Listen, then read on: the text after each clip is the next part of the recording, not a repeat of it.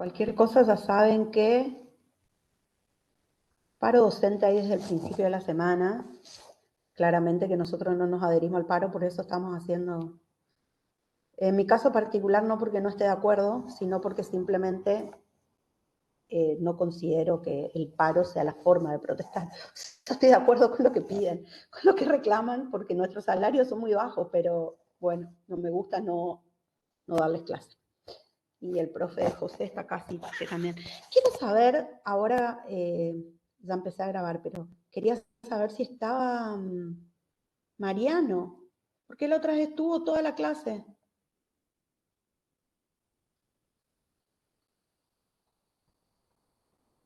Mariano, ¿estás? Bueno, después si estás, saludanos, así los puedes saludar a los chicos.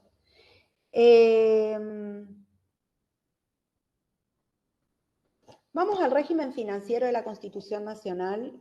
Ustedes se preguntarán, o yo les voy a preguntar a ustedes, ¿por qué consideran que el régimen financiero de la Constitución Nacional está en esta unidad, digamos, que trata sobre el sistema de gobierno de la nación argentina? ¿Qué les parece? Puede ser que esté relacionado con la coparticipación, de que al ser federal puede tener algo que ver por ese lado. ¿Quién dijo eso? Yo, Valentín Cholich. Valentín. Bueno, sí, Valentín tiene que ver por ahí, va por ahí, es una Profe, razón, sí. puede ser con el depende, porque habla del gobierno, la unidad 3 del sistema de gobierno, creo que era, Ujú, y ujú. yo creo que tiene ¿Quién que está ver, hablando? yo, Gabriel, Gabriel. Ah, tiene que ver, yo creo, con el tipo de impuestos o algo así que deben, o sea, me va más para el lado tributario, yo veo si va a ser equitativo o igualitario o así, tipo, determina qué tipo de sistema tributario vamos a escoger, creo yo. es una parte, sí, en una parte. Todavía no me contestaron exactamente, pero no están desorientados. ¿Alguien tiene alguna otra idea? No, sería gracias a eso ¿Quién habla? Gustavo Gustavo. ¿Cuánto tu apellido, Gustavo? González. Ah, dale, a ver. Gracias a eso no sería lo que para buscar los objetivos que tendría. Bueno, no es una mala interpretación, digamos, el cómo cumplimos los fines, cómo el Estado cumple los fines si no tiene con qué. ¿Una cosa así querés decir? Exacto, eso. Ajá. No es una mala interpretación, pero no iría por ese lado. ¿Quién ¿Profe? habla? Gran Hay Bárbara. dos profes. Sí. Bárbara, a ver. ¿Podría ser porque la Constitución establece cómo se sostiene el Estado? Sí, está bien, la Constitución establece, pero la pregunta fue la siguiente. La pregunta fue por qué está el régimen financiero de la Constitución Nacional, que es establecido por la Constitución, en esta unidad que hablamos de sistema de gobierno. ¿Profe? ¿Qué pasó cuando hablábamos? ¿Sí? Perdón, disculpe que lo interrumpí. ¿Puede ser No, que no, hace... si la idea es que ustedes hablen, no yo. ¿Cómo es tu nombre? Melina, Molina. ¿Puede ser que hace referencia a la forma en la que el Estado de alguna manera tiene que juntar dinero para de alguna manera hacer frente a sus fines, digamos? Claro, eso está Como perfecto. Estado, como gobierno, digamos. Ese es el régimen, eso está perfecto. La Ujú. pregunta es, ¿por qué acá y no en otra unidad? Profe, puede ser porque tiene que ver con la legitimidad y eso, porque dependiendo del gobierno qué cosa, yo le voto para que haga esto, por ejemplo, lo del el aborto, yo qué sé, Vos sos Gabriel, ¿no? sí, Ah, según el régimen financiero, creo yo, el sistema de gobierno electo va a tener con qué afrontar ese gasto público. Entonces yo creo que tiene que ver más con ese. claro, eso es como una consecuencia. La pregunta tiene que ver con qué punto que estuvimos viendo precedentemente, o sea, qué punto que vimos el lunes, se relaciona más que nada. Cuando vimos federalismo, ¿qué vimos? A ver si los oriento más con eso. ¿Qué sucede en el federalismo? ¿Qué pasó? ¿Por qué tenemos un sistema federal de gobierno? Hola, mi amor. Profe. ¿Mm? ¿No sería porque es el gobierno el que provee los gastos de la nación a través del Tesoro Nacional, Ah, sí, claro. ¿Qué gobierno? el federal? Ajá. ¿Y quién le dio esa competencia? Provincias al Estado Nacional. Ahí están orientados, exactamente. Al tener un sistema federal de gobierno, lo que ha sucedido es que las provincias, ¿qué les contaba yo en la clase anterior? Las provincias han Delegado. renunciado, exactamente, han delegado poderes. Entonces el régimen financiero que establece nuestra Constitución es una derivación concreta de los poderes que las provincias han decidido delegar en la nación. Por eso Valentino, cuando contestó al primero que habló del régimen de coparticipación, y tiene mucho que ver, porque vamos a ver cómo las provincias recaudan, pero tienen que esa recaudación pasar a la nación y la nación redistribuye las... Llévate tu perrito, mi amor. Anda, Newton. Y la nación redistribuye entre las provincias el patrimonio que tiene, digamos, el tesoro. Así que por eso estamos en esta unidad con el régimen financiero. Tiene una relación, no es que cuando se hizo el programa dijimos, bueno, lo ponemos en cualquier lado. No, tiene relación directa con el régimen federal que hemos establecido. Ahora bien, ¿qué es el régimen financiero? Creo que fue Melina la que dijo justamente que es el patrimonio con el que el Estado hace frente a los gastos que va a tener y a las inversiones que quiere hacer para poder satisfacer las necesidades y cumplir, eso también lo dijeron, cumplir con los fines que tiene, creo que fue Gustavo el que dijo cumplir con los fines que tiene como nación, ¿no es cierto? Es conocido también el Tesoro Nacional como erario público, patrimonio del Estado, ¿sí? Vamos a ver en general el régimen patrimonial del Estado, lo vamos a volver a ver en la unidad 14, cuando veamos dominio público y dominio privado del Estado. Lo que vamos a ver hoy particularmente es cómo está compuesto el tesoro de la nación. Es decir, cómo el Estado se hace de recursos para poder satisfacer necesidades. ¿Qué necesidades? Salud, educación, justicia, ¿sí? Seguridad. Estos gastos que son llamados gastos ordinarios. A estos gastos ordinarios se le suman otros gastos que son denominados extraordinarios, que tienen que ver con situaciones de emergencia, con situaciones que se dan de manera justamente extraordinaria, no ordinaria, y que el Estado por ahí tiene que hacer frente, como sucedió con la guerra del Malvinas, por ejemplo, como sucedió en 2020 con la pandemia, que hubo que reforzar un montón de, por ejemplo, camas de hospitales, por ejemplo, respiradores, por ejemplo, vacunas, ¿sí? Que son gastos extraordinarios que no estaban previstos. ¿Qué dice el artículo 4 de la Constitución Nacional? El gobierno federal provee a los gastos de la nación con los fondos del Tesoro. ¿Cómo está formado ese Tesoro Nacional? Con el producto de los derechos de importación y exportación, con el de la venta o locación de tierras de propiedad nacional, la renta de correos, empréstitos, operaciones de crédito que decrete el mismo Congreso para urgencias de la nación o para empresas de utilidad nacional, y las demás contribuciones que equitativa y proporcionalmente establezca, imponga el Congreso General a la población. Bueno, acá hay muchos datos, lo vamos a ver de a uno para poder ir entendiendo de qué se trata. Este artículo 4 nos cuenta entonces que estos recursos, ¿sí? Perdón, estos recursos, ¿sí? Estos fondos del Tesoro Nacional van a corresponderse con recursos de tipo ordinarios, es decir, aquellos recursos que regularmente necesita el Estado para poder funcionar, ¿sí? Sirven para poder llevar adelante el gobierno y la administración de todo el país. Por eso son gastos normales, gastos cotidianos, que hacen justamente al funcionamiento del Estado, tanto desde el punto de vista administrativo como desde el punto de vista político. Dentro de los recursos ordinarios tenemos los derechos de importación y exportación, el producto de locación o venta de tierras, rentas de correos e impuestos indirectos. Dentro de los extraordinarios, es decir, aquellos gastos ocasionales que no son comunes, que no son de la cotidianeidad, van a surgir de empréstitos y operaciones de crédito e impuestos directos y, bueno, como les decía, son a los que recurre el Estado de manera excepcional. ¿Hasta acá vamos? ¿Alguna pregunta con esto?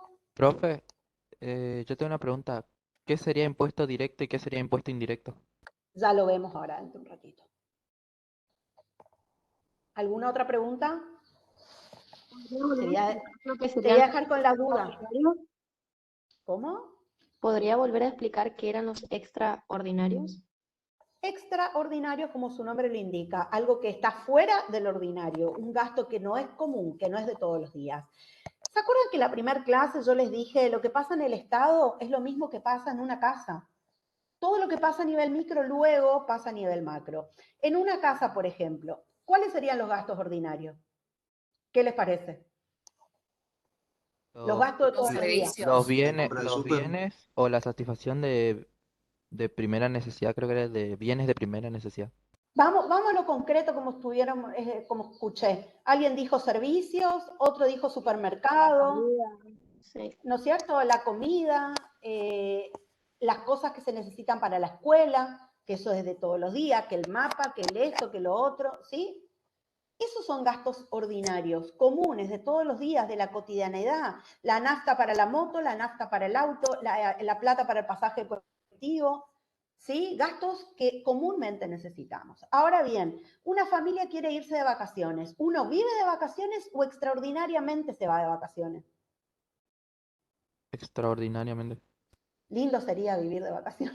Depende de la familia igual. Profe, ¿sería como un bien de lujo? No por de lujo, capaz fue malo el ejemplo con el tema de las vacaciones, es porque normalmente una familia común y corriente, donde hay trabajo y demás, no podés vivir de vacaciones. Como mucho, si tenés un buen pasar económico, te vas en julio y te vas en las vacaciones de verano. O sea, te irás 2 veces al año, pero no es algo común y corriente. Vamos a sacar ese ejemplo porque si no quedó como que es de lujo. Vamos a otro ¿La compra de un ejemplo. auto, profe?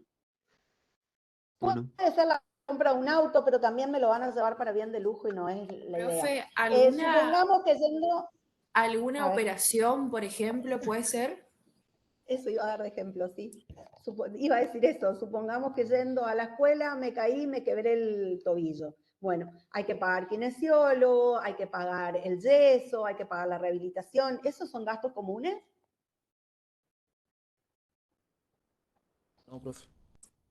No, ¿no es cierto? Supongamos que estamos en nuestra casa y de repente se rompe un caño. ¿Eso es un gasto común? No, sería un gasto de emergencia. No, Son gastos de emergencia, son gastos extraordinarios, fuera del ordinario, fuera de la cotidianeidad, fuera de lo común, ¿sí? No sé si la persona que me preguntó comprendió y sigo adelante. O si tienen alguna otra Profesora, pregunta. podríamos, Sí, José, podríamos dale. citar, por ejemplo, siguiendo el ejemplo o la situación de una familia, los ingresos ordinarios serían los sueldos que perciben cada uno de los integrantes del grupo familiar o de un comercio, lo que percibe las ganancias ordinarias que percibe. Y recursos extraordinarios serían, por ejemplo, una hipoteca, por ejemplo, sería una prenda, ¿m? O sí, un crédito que obtiene para, por ejemplo, comprar un vehículo o comprar un inmueble. Entonces, eso no son gastos ordinarios y se le asignan recursos también extraordinarios, por ejemplo, el crédito hipotecario, el crédito prendario. Y lo ordinario vendrían a ser los ingresos y los egresos que se tienen de manera regular mensual. De manera regular y mensual. De 10, no sé si aclaramos, ¿tienen alguna otra consulta?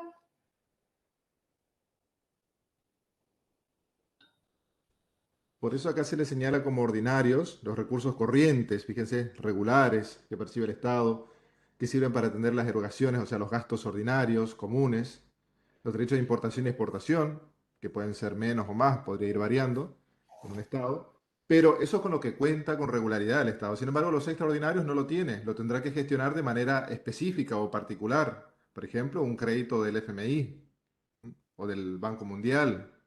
Por Exactamente. ejemplo, emitir letras. Bueno, eso no Eso, son bueno, ordinarios, sino recursos eso, que, sí, no, sí, seguí. Te quería decir que justamente eso es lo que ahora tenemos que ver, así que ahí capaz que lo pueden comprender. Metele Profe, nomás yo de metida. Sí, ¿el impuesto sobre las grandes fortunas puede ser extraordinario o no? claro, totalmente.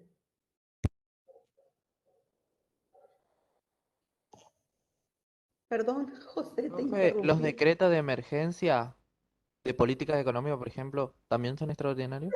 ¿O de política de Habría que salud? ver el contenido, habría que ver el contenido del los decretos decreto. de emergencia, disculpen, es el Claro. instrumento legal a través del cual se van a regular o establecer recursos extraordinarios, pero por decreto de necesidad de urgencia nomás no se puede definir como que es un recurso extraordinario, sino tendrá que verse qué es lo que está por regular ese decreto. Es un instrumento, puede ser una ley, puede ser un decreto de necesidad de urgencia, un decreto autónomo, etcétera. Exactamente. Ah, no, porque yo me Y el baso con lo que impuesto, dice ahí abajo donde dice extraordinario. Decía, son a los que excepcionalmente debería recurrir el Estado para hacer frente a situaciones de emergencia. Por eso. Ujú. Claro, pero los decretos de necesidad y urgencia, bueno, el profe es experto en eso, así que explícale vos, José.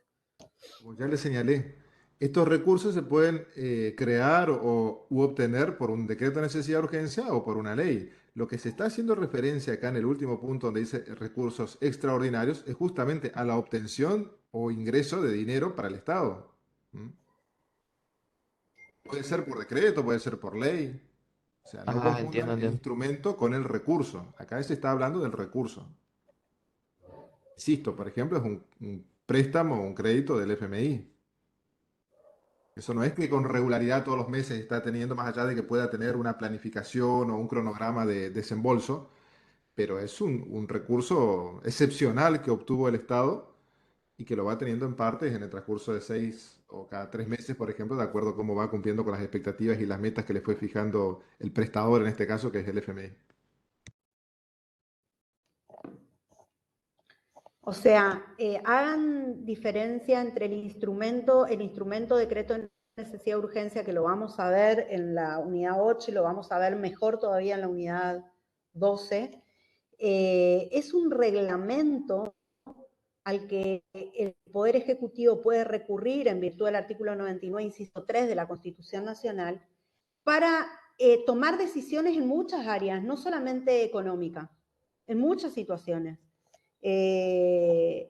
Porque el sentido del decreto de necesidad de urgencia es que no tiene el presidente, por situaciones de emergencia, y no es de emergencia solamente de catástrofe, emergencia de necesitar rapidez para decidir, la espera necesaria para poder cumplir con todo el proceso de formación de leyes. Por eso ya lo vamos a ver a los decretos de necesidad de urgencia.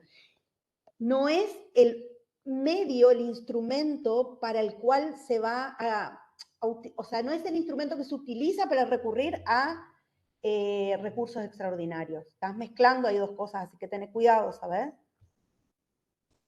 Y aclaro un poquitito, el artículo 99, inciso número 3, excluye justamente la posibilidad de que por decretos de necesidad de urgencia se puedan crear impuestos.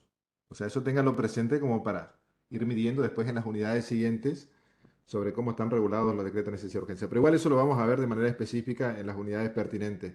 Por ahora, como la profesora señalaba, no confundan el instrumento o el medio con el recurso, que es lo que estamos tratando en esta unidad. ¿Quedó claro? ¿Alguna pregunta más?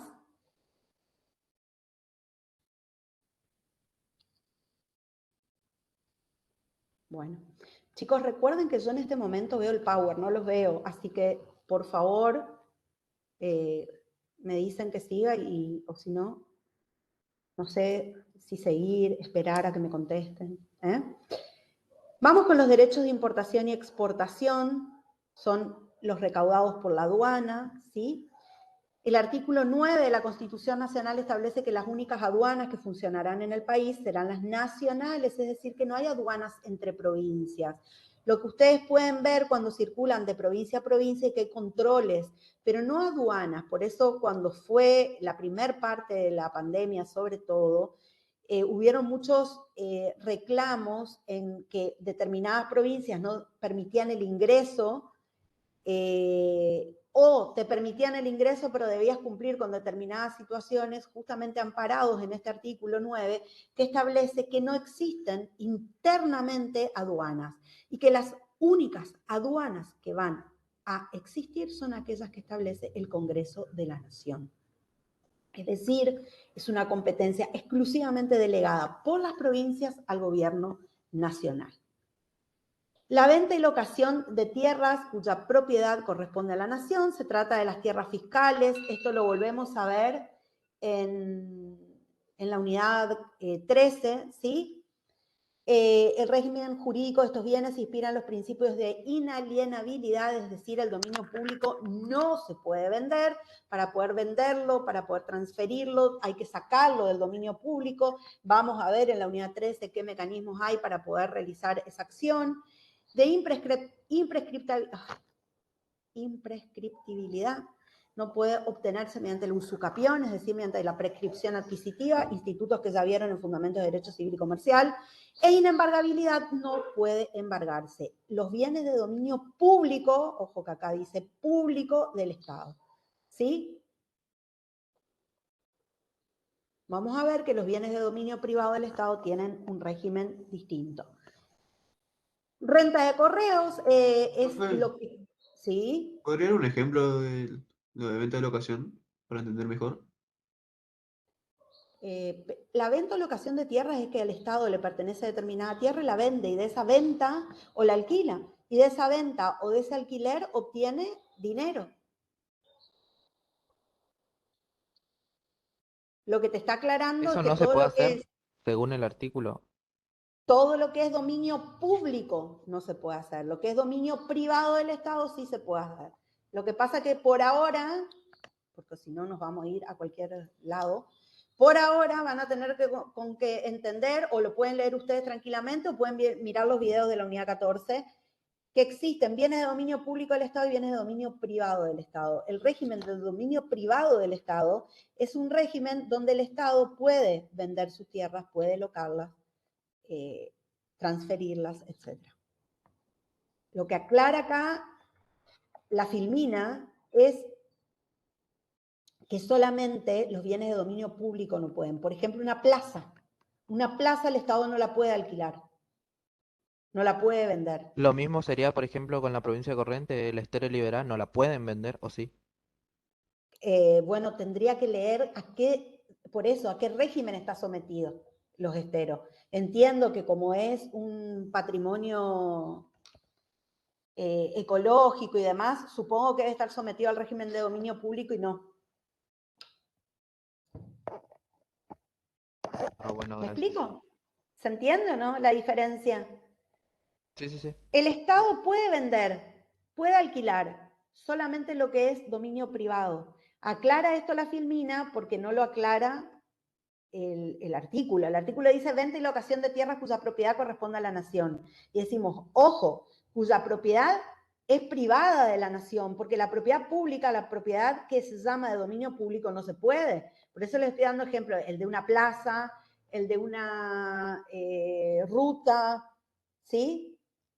La casa de gobierno, esos son bienes de dominio público del Estado. Eso no los puede vender, no los puede alquilar. Puede dar un permiso de uso en todo caso. Por eso es un tema que se ve específicamente en la unidad 13. Yo sigo, si no me paran. Renta de correos es por el servicio de traslado de correspondencia, ¿sí? Que se puede realizar ya sea de forma monopólica o bien actualmente está el correo argentino, está Andriani, está, qué sé yo, hay tantos, Oca, y no sé cuántos más. Hay muchos servicios ¿Oca de correo privado. no es público, profe? No que yo sepa.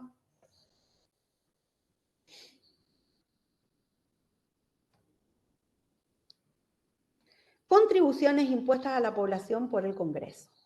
Bueno, y acá aparece la parte interesante, sobre todo para ustedes. En realidad todo es interesante porque todo tiene que ver con cómo está compuesto el patrimonio.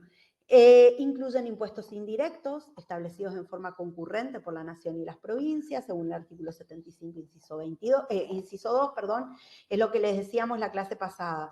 Las provincias han delegado poderes, se han reservado poderes y hay poderes que quedaron concurrentes, es decir, que los ejercen de manera conjunta tanto el Estado nacional como las provincias. Los impuestos directos, como el que se impone a las ganancias, al patrimonio, que son potestad de las provincias, su creación, salvo casos de excepción, en que pueda hacerlo una nación, como es el caso del impuesto a las ganancias que rige desde 1932. Es decir, los impuestos directos eran poderes reservados que quedaron de las provincias. En 1932 se crea el impuesto a las ganancias como potestad extraordinaria del Estado federal para poder imponerlos, pero desde 1932 hasta la actualidad los impone el gobierno nacional.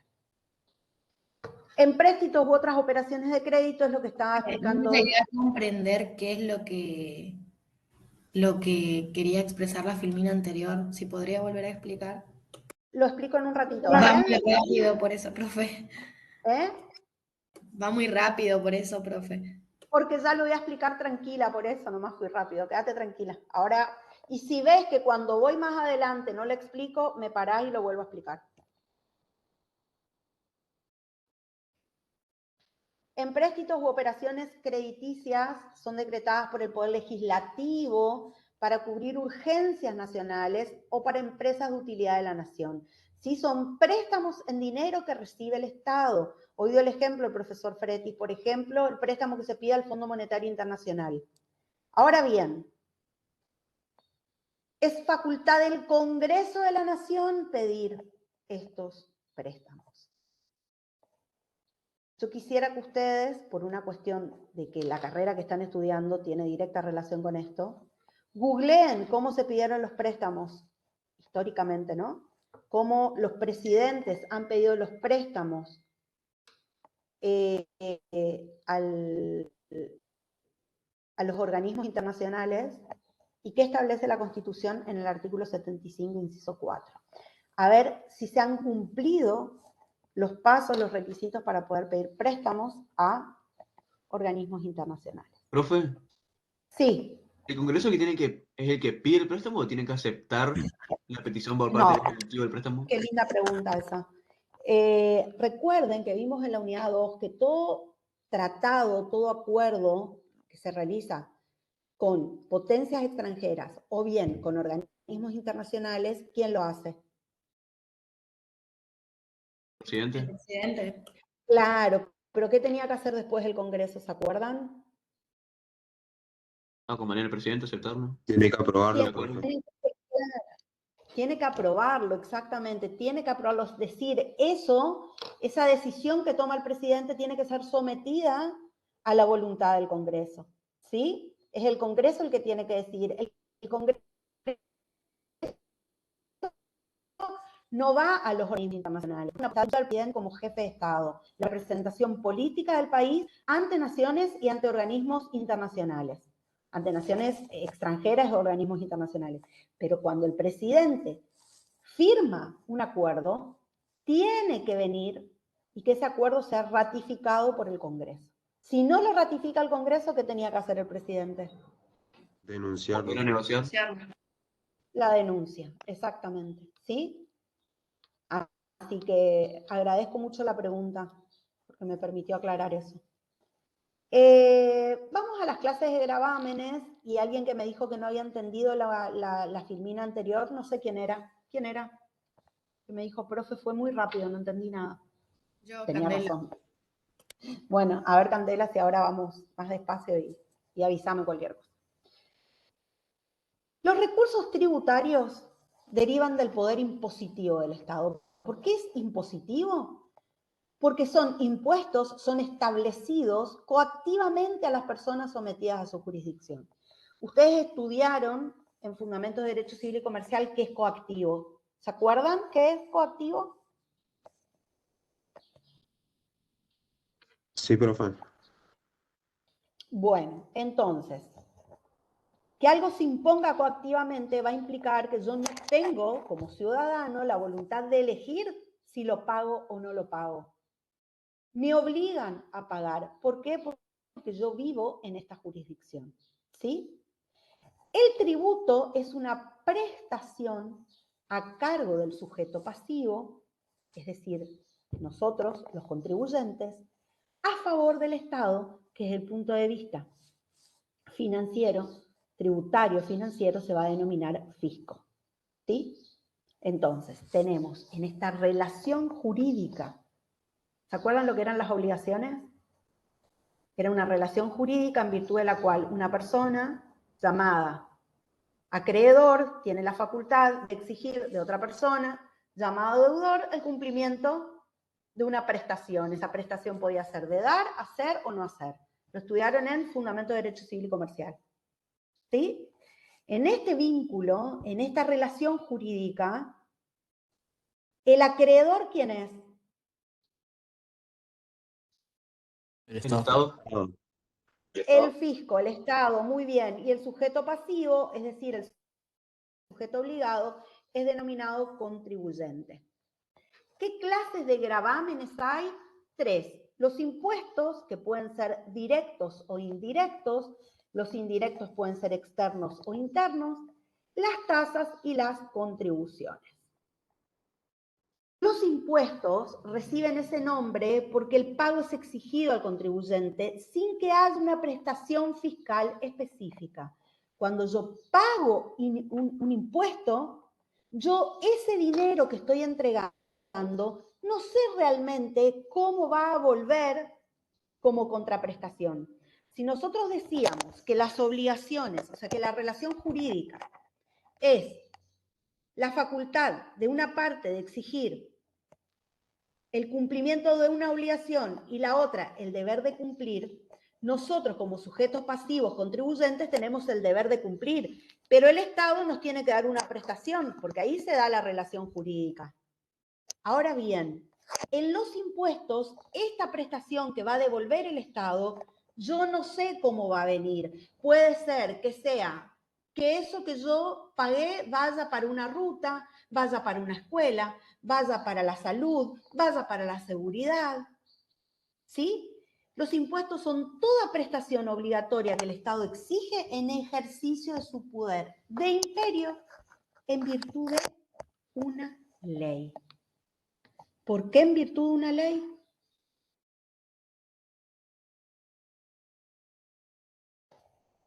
Porque el artículo 4 de la Constitución Nacional dice: las demás contribuciones que equitativa y proporcionalmente a la población imponga el Congreso General. ¿Quién es el único órgano habilitado para crear leyes? Congreso. El Congreso de la Poder Nación. legislativo. Entonces, todos los tributos, todos los gravámenes son establecidos por ley, es decir, por el Congreso de la Nación.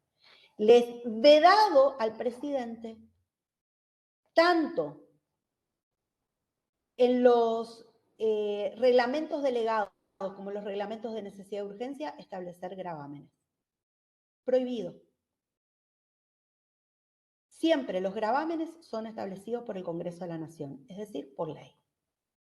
Profe, Esto sí, sí, y en caso de darle poder extraordinario, así como se le dio en la pandemia al presidente, ahí sí puede crear un no, impuesto, nunca. ¿no? No. Los impuestos son por ley.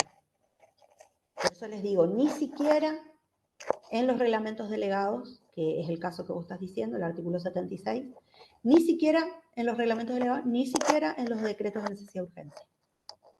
En ningún caso. En realidad hay 4 materias sobre las que no puede legislar el presidente: los impuestos, los gravámenes, el régimen electoral, régimen de partidos políticos y en materia penal. La profesora le señalaba que no hay contraprestación en los impuestos porque el que tributa, el que paga, el contribuyente, no recibe un beneficio específico. Lo va a recibir seguramente la comunidad, por ejemplo, en salud pública, en seguridad pública, pero el que contribuye no tiene un beneficio, una contraprestación específica dirigida a su persona. ¿Se entiende?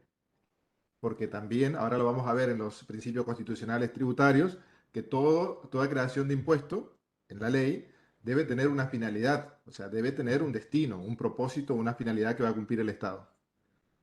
Pero en este caso dice que no hay contraprestación porque el que está por tributar, el que está por pagar ese impuesto, no recibe un beneficio directo en su persona. Claro, que ahora lo vamos a ver también en la diferencia que hay con las tasas, por ejemplo. Ahora, y ahí van a ver cómo en las tasas sí hay una contraprestación específica. Los impuestos directos son aquellos, hoy preguntaron qué diferencia hay entre directos e indirectos, y yo le dije, te lo contesto más adelante, y acá estoy por contestar la pregunta. Los impuestos directos son aquellos en que el contribuyente de iure, es decir, el contribuyente que está establecido en la ley que dio nacimiento al impuesto, coincide, se identifica con el contribuyente real, económico, el que realmente paga. Es decir, que el onus, es decir, la carga impositiva, no puede ser trasladada a un tercero. Por ejemplo, el impuesto a las ganancias, el impuesto al patrimonio, sí son impuestos directos donde la persona que la ley prevé como obligado al pago coincide con la persona que va a pagar definitivamente ese impuesto. Eso es desde el punto de vista ¿Sería jurídico. como una multa o algo así? La multa no es un impuesto. La multa es una sanción por una infracción que cometimos. No tiene nada que ver con los impuestos la multa. Profe, Pero ¿se sería puede un pago decir en que, vano. se puede decir ¿Cómo? que solamente... Ay, perdón. No sé, la Sí, chica. espera un ratito que terminamos con lo de la multa y ahí me preguntas. Decime. Sería como un pago en vano, porque uno tiene más que otro, le sacan plata, o por qué existe ese No, impuesto a la no estás entendiendo el concepto de impuesto directo. No. El impuesto directo tiene que ver con que, por ejemplo, vos tenés X cantidad de capital y por ese capital que vos tenés que pagar un porcentaje. ¿Se asombrarían? Se asombrarían de lo que pagan los norteamericanos de este impuesto. Por ejemplo. Profe, Si yo tengo Ahí X comprendí, cantidad. serían los impuestos directos, o sea, por ejemplo, los indirectos sería cuando pagás lo que explicó usted hoy No, y va no, para... no vas a... No. El indirecto es otra cosa. No entres todavía porque tiene que ver con otra cosa y no lo expliqué todavía. En ningún momento lo expliqué. profe, Espera un ratito. Espera que quiero que ella entienda porque es importante porque van a rendir esto. Y me es necesario que realmente comprendan. No, el impuesto, vamos a hacer una cosa. ¿Podemos convenir algo entre todos? ¿Quién me estaba hablando, que me estaba preguntando? yo, profe, Gabriel. No, Gabriel, vos no. La chica con la que estaba hablando. Candela. Cande, vamos a hacer una cosa si me das esta venia, esta autorización. Déjame que explique todo y volvemos, ¿te parece? A ver si ahí, porque estás mezclando los conceptos y no quiero que te quede así. Es más fácil acordarse de lo que uno se equivoca de lo que uno no se equivoca. Entonces, vamos a una cosa. Explico en general y después vuelvo. Los impuestos son pagos que se exigen al contribuyente, que ya vimos que era el sujeto pasivo de la relación, y no tienen una contraprestación específica. ¿Qué quiere decir que no tienen? Vamos a salir de acá.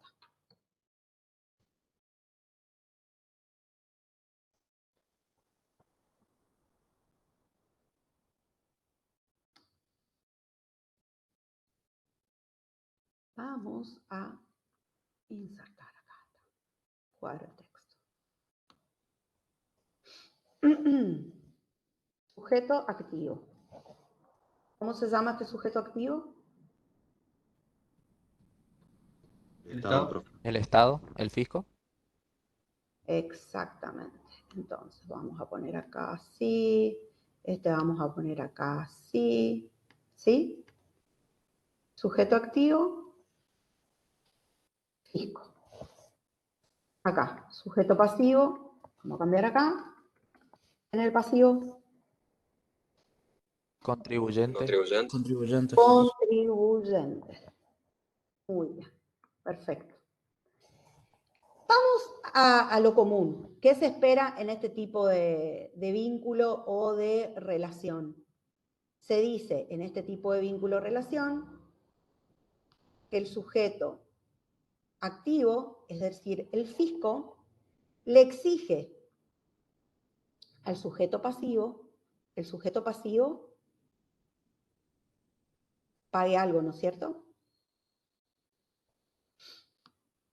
Ay, esto, ¿cómo hago para darlo vuelta?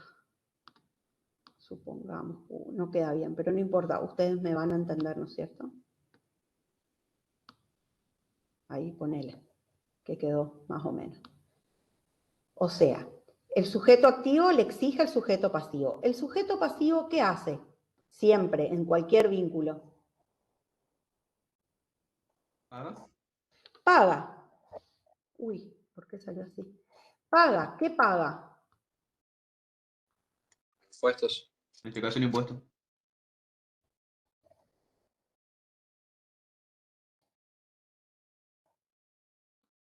Perfecto. El sujeto pasivo paga. ¿Sí? En este caso, un impuesto. X. Pero paga. El sujeto Si este activo, el paga, Estado, si el sujeto pasivo contribuyente paga, ¿el Estado qué debería hacer? Según lo que Cobra. conocemos. Sí, y además de cobrarme. Atribuirle. Cuando nosotros pagamos por algo, ¿qué nos tienen que dar? Darme algo a cambio. Una contraprestación. ¿No es Una cierto? retribución. Exactamente, una contraprestación. O sea, la contraprestación está a cargo del fisco. La prestación esta de pagar es una prestación en dinero. Ustedes vieron que pueden ser, las prestaciones pueden ser de dar, hacer o no hacer. Prestación de dar es en este caso suma de dinero. ¿Lo vieron esto en civil y comercial? ¿Se acuerdan o no cuando vieron las diferentes formas de las obligaciones? Sí, ¿Se acuerdan o no? Sí. ¿Sí? Dar sumas de dinero, y eso tenía toda una regulación específica, que tiene que haber moneda legal, corriente, de curso legal y corriente, que son los intereses, etcétera. Todo eso vieron en fundamentos. El contribuyente paga. Si el contribuyente paga, en toda relación jurídica de este lado, si esta es la prestación, acá tiene que estar la Contraprestación. contraprestación. Lo que estamos viendo hasta ahora es que en los impuestos lo que no hay es una contraprestación fiscal específica, que es lo que explicaba hoy el profesor José. Es decir, esa contraprestación que en una relación común, vamos de vuelta acá, si esto fuera una relación común, yo te digo, vamos, Cande, yo te doy plata porque quiero tu celular, vos me vendés tu celular. ¿Es así o no? Sí. ¿No es cierto? Y yo sé que cuando te entrego 10.000 pesos, vos me entregás el celular. ¿Hasta ahí vamos? Sí. En los impuestos, yo entrego los 10.000 pesos, pero yo no sé qué me va a venir o cómo me va a venir. Si yo soy un ciudadano de este país, de alguna forma voy a recibir una contraprestación, porque será salud, será educación, será seguridad, pero yo no sé realmente específicamente cuál es la que me va a venir a mí. Eso es un impuesto. ¿Hasta ahí vamos? Sí, profe. Ahora bien, cuando estamos en esta relación jurídica y decimos que acá hay un sujeto pasivo contribuyente, hay dos tipos de sujeto pasivo. Ay, perdón. Hay dos tipos de sujeto pasivos. Un sujeto pasivo, que vamos a llamar sujeto pasivo directo, y un sujeto pasivo que vamos a llamar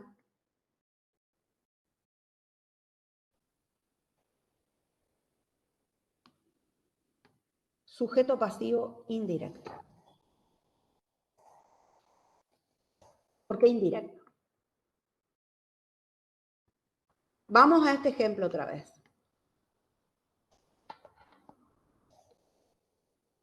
Este paga y el fisco es el que tiene que dar la contraprestación, ¿no es cierto? ¿Hasta ahí vamos? Esperen un ratito porque mis hijos, todos los tres se olvidaron que yo estoy dando clase. Listo. El caso del impuesto directo, implica que el contribuyente obligado por ley a pagar al fisco, es el mismo que en definitiva le termina pagando al fisco. Ahí nomás, quédense. Es decir, el Estado establece por ley que se va a imponer un impuesto a las ganancias. Esto significa que a partir de determinada cantidad de monto, las personas pagamos un porcentaje por las ganancias que tenemos. Y después dice, la persona que va a pagar es la persona específicamente que tiene las ganancias. Ese es un impuesto directo. El impuesto indirecto dice, ¿quién es el contribuyente de iure? Es decir, ¿quién es el contribuyente establecido en la ley que debe efectuar el pago? Pero esa persona no es la que realmente está pagando porque traslada a un tercero el pago del impuesto.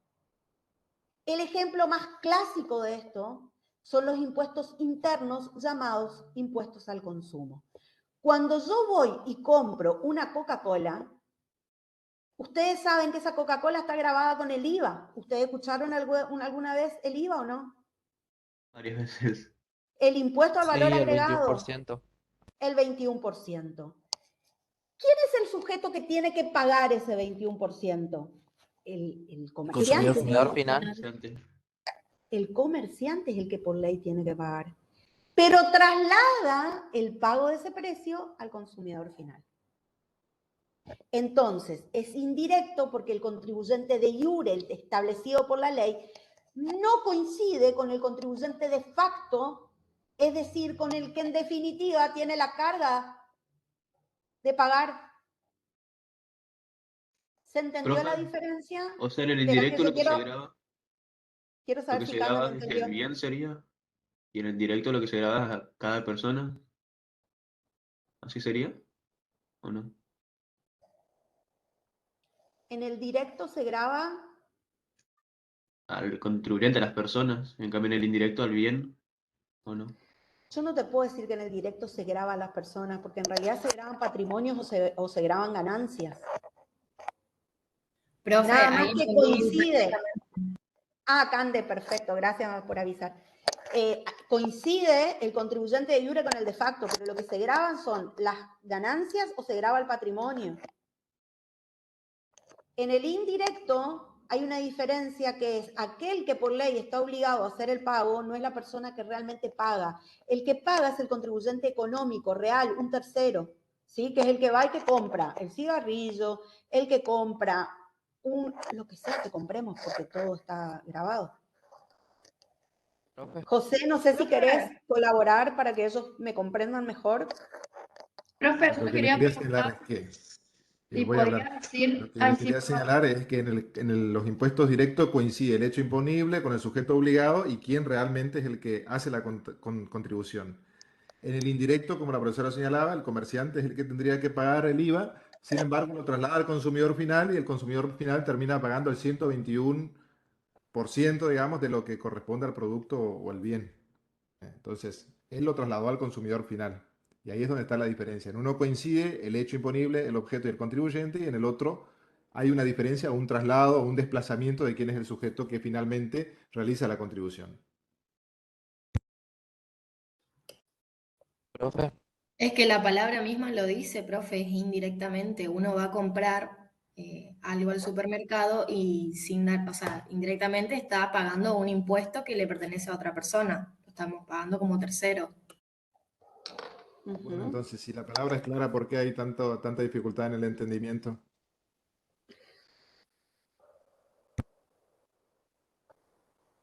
Lo que pasa que me parece a mí que la dificultad estuvo en la ansiedad de poder comprender, me parece que ahí nomás estuvo el tema. Es como que en la ansiedad de poder comprender lo que estábamos hablando, ahí se hizo la mezcolanza, pero me parece que... En el directo, disculpen, por ejemplo, el impuesto a las ganancias, el patrimonio se acrecenta en determinados porcentajes, genera la obligación de contribuir y es el propio sujeto titular de ese patrimonio es el que tiene que pagar o contribuir con la prestación del impuesto. ¿Se entiende?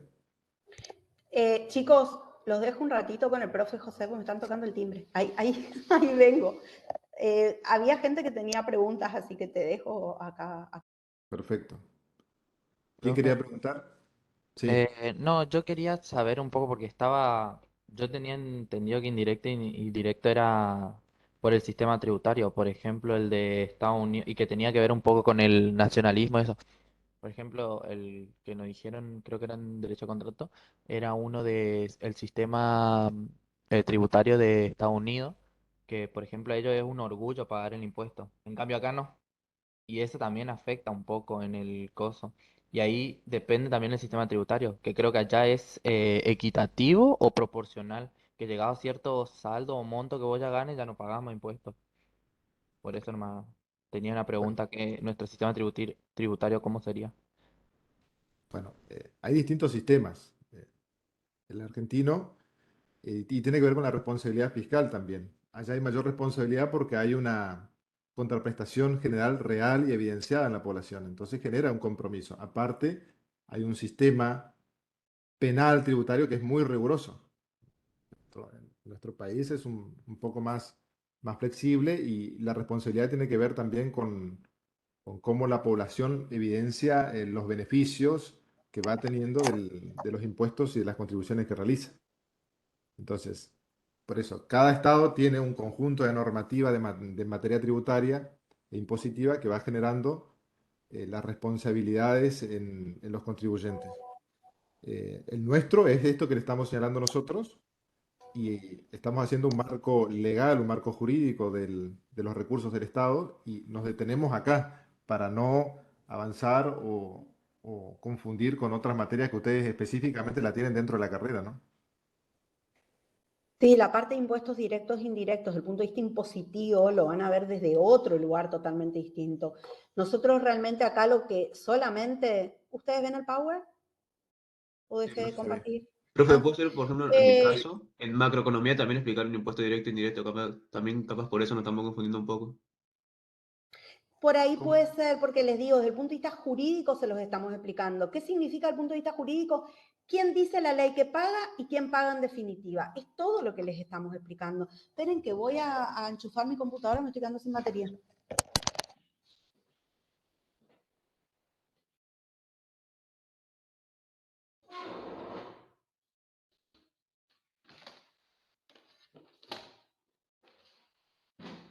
Entonces, en el impuesto a las ganancias, el titular del patrimonio no puede trasladar a un tercero o a otro la contraprestación. ¿Se entiende? Es imposible.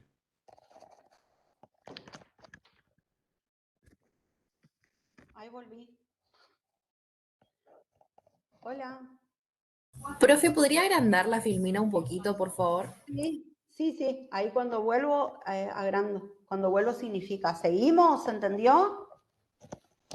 Profe, entonces, Ajá. los impuestos indirectos, quien está obligado es, por ejemplo, el comerciante, pero quien efectivamente paga es el pueblo, digamos, el consume, digamos. Ahí hay una aclaración que hacer. El que finalmente paga significa lo siguiente, y esto es importante que lo sepan. Una cosa es el que paga, yo pago, cuando compro la coca, estoy pagando el 21% de IVA. Pero el que le paga al fisco es el comerciante, no yo. Es el que tiene la obligación con el fisco, es el comerciante. Por eso los comerciantes se inscriben para pagar impuestos en determinadas categorías. ¿Sí? Por eso, por ahí puede llegar a ser algo confuso. En el directo coincide el que dice la ley que paga y el que efectivamente paga. En cambio, en el indirecto, la ley dice, tiene que pagar X persona que realiza determinada actividad. Ese que realiza la actividad me traslada a mí el precio. O sea, yo me hago cargo del precio. Porque cuando compro, estoy pagando con ese precio incrementado. Pero el que después tiene la obligación fiscal de contribuir es el, en este caso, el comerciante. ¿Sí? Sí, Profe, profe. perdón, veo que usted dice ese que tiene que pagar viene a ser el IURE que usted nombró antes. Claro. Ajá. Bueno, las tasas, a diferencia de los impuestos, existe una contraprestación bien específica, diferenciada, que favorece al contribuyente. Es decir, yo pago la tasa por algo que yo efectivamente estoy utilizando. Por ejemplo, la tasa de justicia, si yo requiero iniciar un juicio y solicitar el servicio de justicia. La tasa por servicios aduaneros, la tasa de cierta inscripción a actos jurídicos, cuando uno necesita inscribir un contrato o cuando necesita inscribir un instrumento, como ustedes vieron, ¿se acuerdan que cuando vieron reales en Fundamento de Derecho Civil y Comercial, que el traspaso, digamos, de todos los bienes inmuebles se hace a través de escrituras públicas? Esas escrituras hay que inscribirlas en los registros de la propiedad y por esa inscripción se paga una tasa específica, la tasa por migraciones, tasas de obras sanitarias. En ese caso, la tasa tiene como característica específica que existe una contraprestación bien diferenciada que me favorece de manera directa. Es decir, yo sé por qué estoy pagando lo que estoy pagando. Y las contribuciones nacen para situaciones especiales. Profe, Sí. ¿le puedo hacer una pregunta sobre tasas?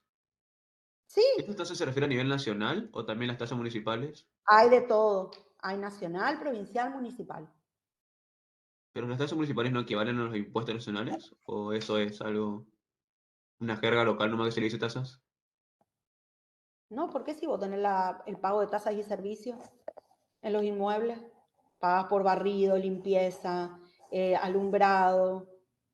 Es una tasa concreta. En cambio, el impuesto inmobiliario, ahí tenés un ejemplo claro, en cambio el impuesto inmobiliario es un impuesto al inmueble que paga el contribuyente de iure, es un impuesto directo, donde el contribuyente de iure coincide con el contribuyente de facto. ¿Por qué? Porque el que está obligado a pagar es el propietario del inmueble, y el que definitivamente paga es el propietario del inmueble.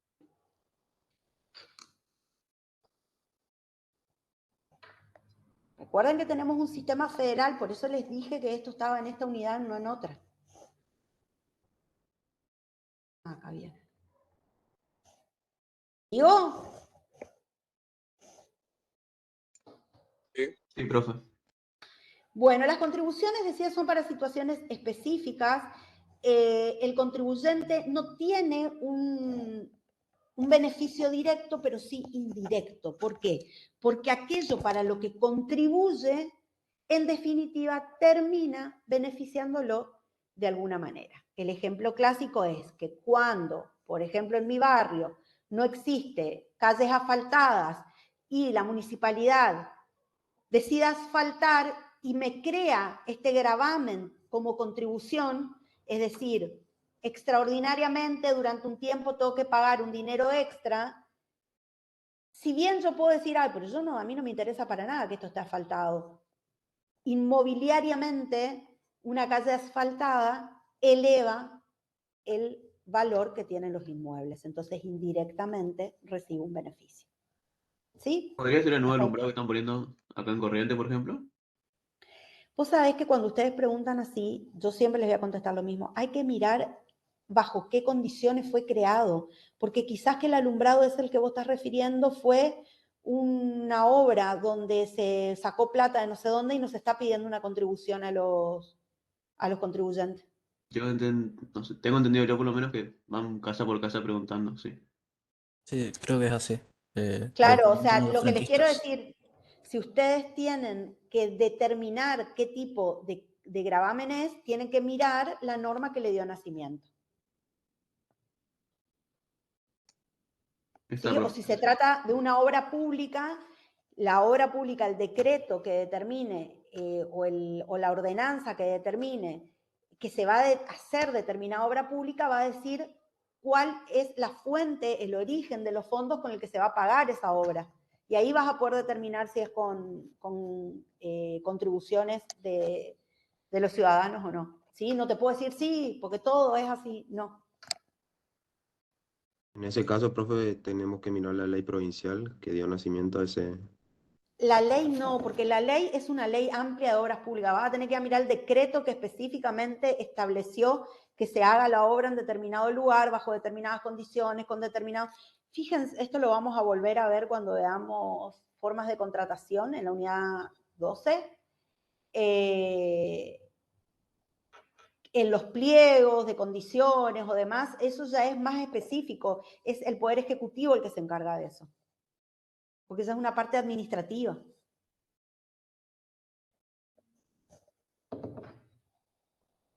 ¿Se entiende, no? Sí, Supongamos que se necesita asfaltar una zona o poner cloacas en una zona. El Poder Ejecutivo, si ya no tiene los fondos previstos para eso, que lo vamos a ver ahora en el presupuesto, y tiene que pedir un impuesto extraordinario para poder hacer frente a esta obra, ¿a quién le tiene que pedir la ley que determine la creación del impuesto? ¿El Congreso? Al Congreso, exactamente. Principios constitucionales de la tributación.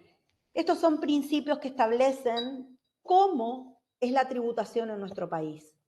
El primer principio, y para mí el más importante, que ya lo hemos visto, es el de la legalidad fiscal. Solamente el Congreso tiene atribución tributaria, es decir, solamente a través de una ley nos pueden obligar a pagar un tributo. El de la igualdad fiscal, que tiene su origen en el artículo 16 de la Constitución Nacional, que habla de la igualdad ante la ley, y que como toda igualdad constitucional, esto lo vamos a ver a lo largo de la materia muchas veces, lo que se establece es que quienes están en la misma condición tienen que tener las mismas obligaciones y los mismos derechos, ¿sí? Nadie que tenga capacidad contributiva prevista en la ley puede ser eximido de pagar un tributo. Y los tributos se pagan según la capacidad económica del contribuyente. Quienes estamos en las mismas condiciones, en las mismas capacidades de contribución, vamos a tener un tipo de impuesto.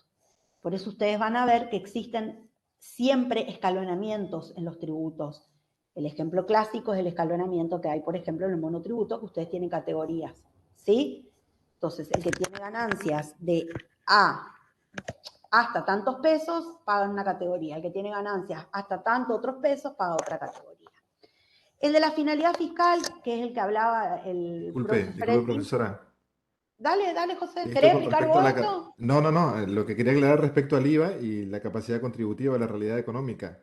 Una de las críticas que recibe el IVA es que justamente no tiene en consideración o no tiene en cuenta la capacidad o la condición del contribuyente, porque todos, el consumidor final, es que en definitiva termina soportando la carga impositiva, tenga o no muchos recursos o un gran patrimonio a su nombre, digamos, ¿me entiende? Todos, tanto los ricos, los pobres, pagan IVA de manera indiscriminada, digamos, por el solo hecho de ser consumidores.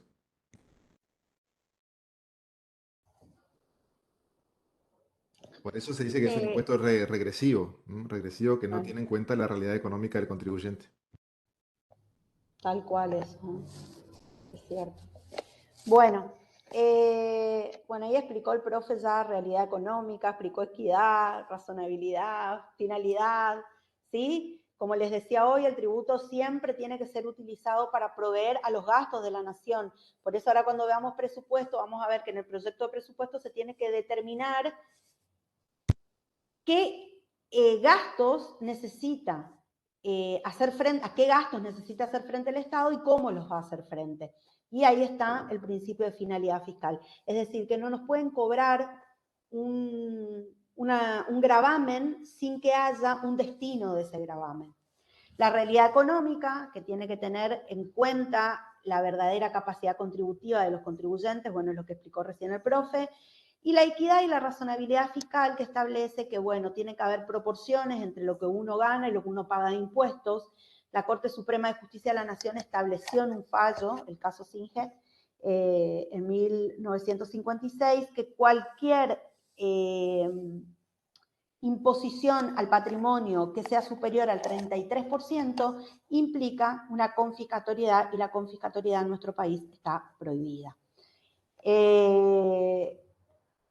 Yo sé que esta no es la materia donde ustedes estudian impuestos, ustedes tienen impuestos 1, impuestos 2, los contadores, pero googleen cuáles son los impuestos en el mundo, para tener una idea de cómo estamos en realidad en relación a cuál es el porcentaje establecido por la Corte Suprema de Justicia de la Nación.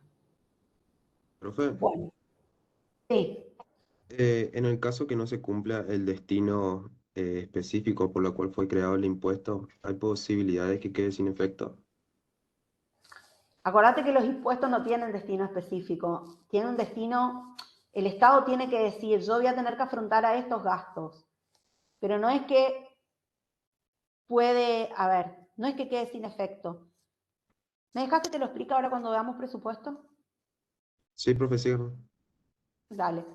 Bueno, los impuestos directos son creados por las provincias, porque las provincias se reservaron ese derecho y se lo delegaron extraordinariamente, excepcionalmente y por tiempo limitado al Estado federal. Pero como les contaba hoy, desde 1932, el impuesto a las ganancias es cobrado, establecido por el Estado federal.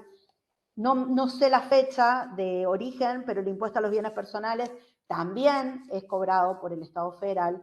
Y bueno, van a ver estas incongruencias, así como el profe Fretis recién explicó la incongruencia que hay con el IVA, donde pagamos todos sin importar la capacidad contributiva que tenga quien vaya a comprar algo al supermercado.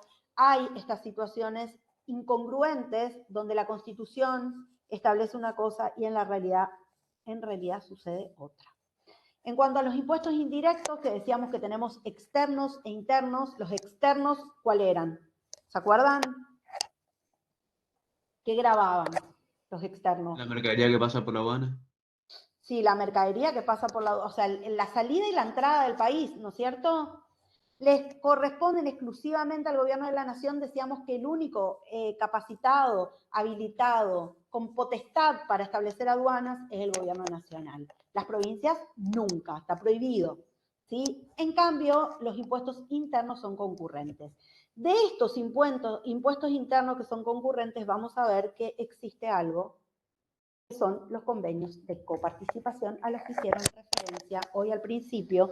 Creo que fue, yo noté acá, Valentín, el que dijo que la razón por la cual teníamos el régimen financiero de la Constitución en esta parte del programa de la materia era por los convenios de coparticipación. Si bien en 1853 se consagra el federalismo, ¿sí? Hay cosas concretas de cómo. Una cosa es consagrar un principio y otra cosa es cómo lo vamos a llevar a la práctica concretamente. Y otra cosa que les contaba la clase anterior cuando veíamos el sistema federal es que generalmente se dice que existen dos órdenes de poder cuando en realidad, y sobre todo desde 1994 con el reconocimiento de las autonomías municipales, podemos decir que hay tres niveles de gobierno y hay tres niveles de impuestos, de gravámenes, digamos, donde tanto la nación, las provincias como las municipalidades tienen las potestades tributarias correspondientes. En 1994 se establece que tiene que sancionarse una ley de coparticipación federal. ¿Cómo coparticipamos de los tributos que se cobran, teniendo en cuenta que somos un sistema federal de gobierno y donde hay determinados tributos que, teniendo en cuenta esta división, hay determinados tributos que los cobran las provincias, pero que en realidad son tributos que hay que traspasar a la nación o que corresponden a la nación y que la nación luego va a redistribuir según criterios que la misma ley de coparticipación tiene en cuenta. Este, chicos, es un tema que ustedes van a ver desde el punto de vista impositivo, desde el punto de vista patrimonial, financiero, en finanzas públicas, ¿sí? Tienen otras materias que se dedican específicamente a hablar de esto. ¿De qué hablamos nosotros en esta materia específicamente? De lo que establece la Constitución, porque es de lo que nos encargamos, porque somos derecho público. ¿Qué establece? Que se tiene que dictar una ley de coparticipación. Se dicta la ley 23.548, coparticipación federal de recursos fiscales, ¿sí? Es un régimen transitorio de distribución de los recursos entre la nación y las provincias. Deriva, como les decíamos, del sistema federal de gobierno. ¿Por qué sucede esto? Porque las provincias son la principal fuente de ingresos a la nación, al país entero, ¿sí? Existen en el régimen de distribución una distribución primaria, donde todos los recursos coparticipables que el gobierno nacional transfiere a las provincias en su conjunto son determinados por porcentajes. En la ley 23.548 se establece que el 42,34% de lo que se recauda le corresponde a la nación y el 54,66% a las provincias. El 2% queda para un recupero de determinadas provincias que tienen, por ejemplo, petróleo, y el 1% va para poder formar el Tesoro Nacional, es decir, para poder tener las famosas reservas del Tesoro Nacional. Que lo habrán escuchado, tenemos baja la reserva, tenemos alta la reserva. Bueno, altas creo que no hace mucho no tenemos. Pero termino esto y ahí te escucho. Sí. Entonces, la distribución secundaria se refiere a la manera en que se van a repartir específicamente los recursos. Y la ley establece un porcentaje fijo, ¿sí?, donde va a contar qué porcentaje le corresponde a cada provincia. Sobre este tema, chicos, hubieron discusiones, inclusive no hace mucho, y sería bueno que lo googleen, hubo una acción iniciada por la Ciudad Autónoma de Buenos Aires por un porcentaje que en la época del gobierno del presidente Macri se le había dado de determinada manera. Cuando asumió el presidente Fernández se redistribuyó ese dinero, ese porcentaje. Es decir, si bien los porcentajes son fijos, hay determinadas situaciones que quedan liberadas en determinadas condiciones para cubrir ciertas necesidades en determinados momentos. No sé cómo hablar de esto sin meterme en política. Decime qué me querías preguntar.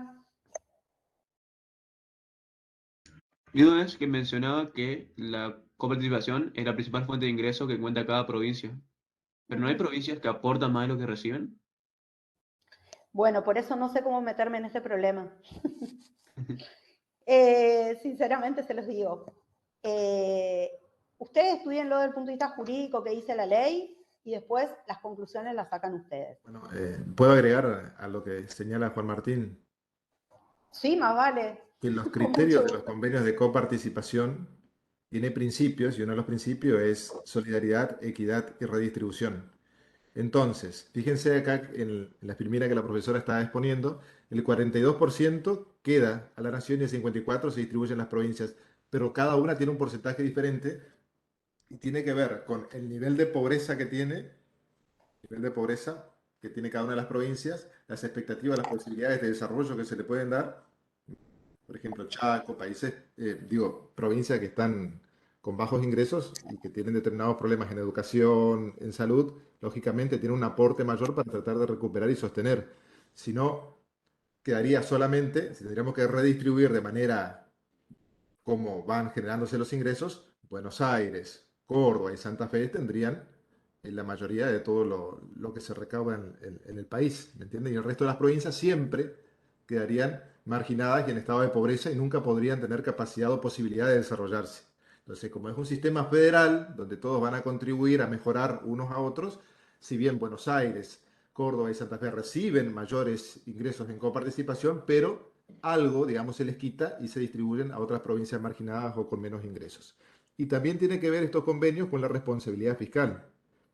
En los convenios se estableció la responsabilidad de que cada una de las provincias mejoren sus capacidades de recaudación de impuestos. ¿Por qué? Porque Chaco, por ejemplo, si bien recibe más dinero tal vez de lo que recauda, se genera la responsabilidad que la provincia mejore su capacidad para recaudar y de esta forma también contribuir o ayudar entonces a que el Estado federal logre tener un mayor volumen en su capacidad para la redistribución, porque si no, lógicamente se relajarían las provincias en su capacidad o en sus controles de recaudación. ¿Por qué? Porque están por recibir una redistribución de los ingresos que tiene Buenos Aires, Córdoba y Santa Fe.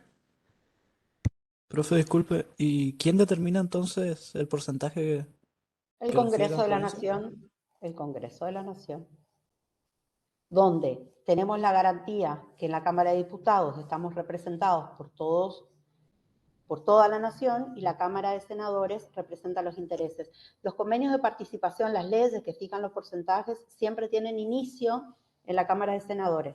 que es una facultad privativa de la Cámara de Senadores, dar inicio a esos proyectos de ley de coparticipación, porque acá lo que está en juego son intereses provinciales. Pero no olviden una cosa que acaba de explicar el profe Fretis, que es la solidaridad en un sistema federal. Es verdad que hay provincias que recaudan más que otras, pero acá el tema está si somos una nación o no. Si somos una nación tenemos que redistribuir. Es así. ¿Sí? Escucho. ¿Quién dijo, profe? ¿O se cortó? ¿Ustedes me escuchan? Sí, profesor, escucho. Ah, por alguien dijo profe, bueno. Yo ¿Qué era se profe. comparte? No, es que yo lo que entendí es que en la Constitución Nacional, allá en la época del Verdi, ya cuando se creó, ahí ya estaba ya los convenios ya de coparticipación y cómo iba a ser la distribución. Pero, o sea, la idea viene de la Constitución y en la Constitución está, pero el Congreso es que actualmente distribuye. ¿Así sería? La Constitución le dio facultades al Congreso, así es. Porque acordate que los órganos del Estado no pueden actuar si no tienen competencia. Y la única que otorga competencia es la Constitución Nacional, en principio, ¿no? Las grandes atribuciones.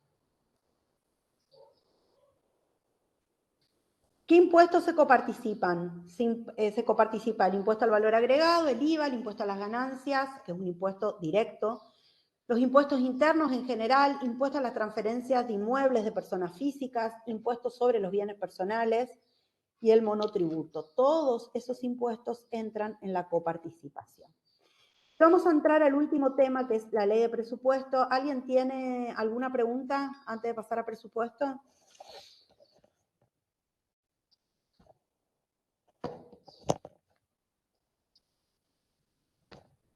Bueno. No, profe. Yo les quería aclarar un poquitito de los principios de la tributación de legalidad y de finalidad. Le quiero preguntar a la clase, ¿con qué se relaciona, con qué derecho se relaciona? Que tiene que ver con el constitucionalismo, con el artículo 17. ¿Por qué la legalidad? ¿Por qué es importante la legalidad? ¿En qué? En un impuesto, en la creación del impuesto. Que creo que tiene que ver con el régimen financiero, o sea, que con eso puede avalar los gastos. Para que pueda ser impuesto y obligatorio para que lo paguen. ¿Pero por qué? ¿Por qué tiene que salir por ley? ¿Por qué el Si no, Congreso? sería confiscar propiedad privada. ¿Que no era algo con la Constitución que tenía que ser tipo público? O sea, todo lo que haga un gobernante prácticamente tiene que tipo tirarlo en el boletín oficial o algo así, o nada, todos tienen que saberlo. ¿Puede ser para que la propiedad no sea violada? Exactamente.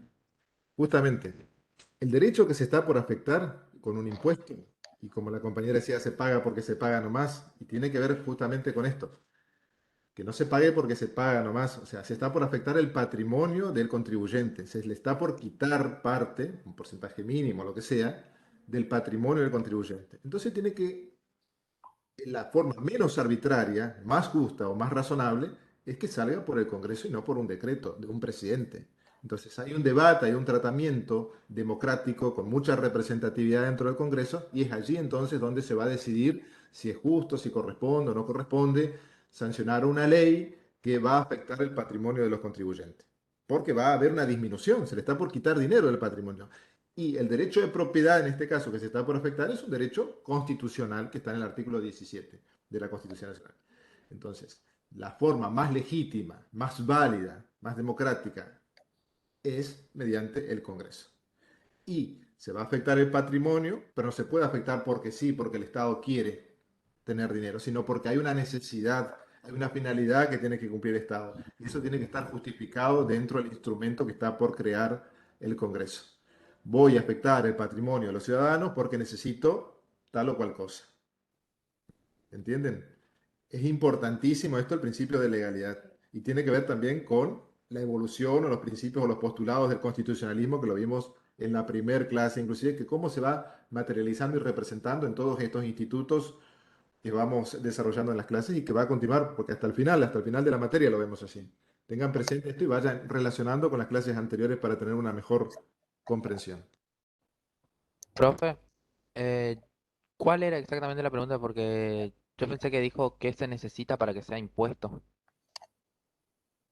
No, el profe Tipo, O era preguntó, porque se necesitaba paga de una impuesto. ley. ¿por qué se necesita una ley? Preguntó el profe. Esa era la pregunta. ¿Por qué se necesita una Ah, ley? Qué bueno que cualquiera. dijiste eso. Sí, eso, Gabriel, qué bueno que lo que te pasó, porque es lo que les pasa en los exámenes.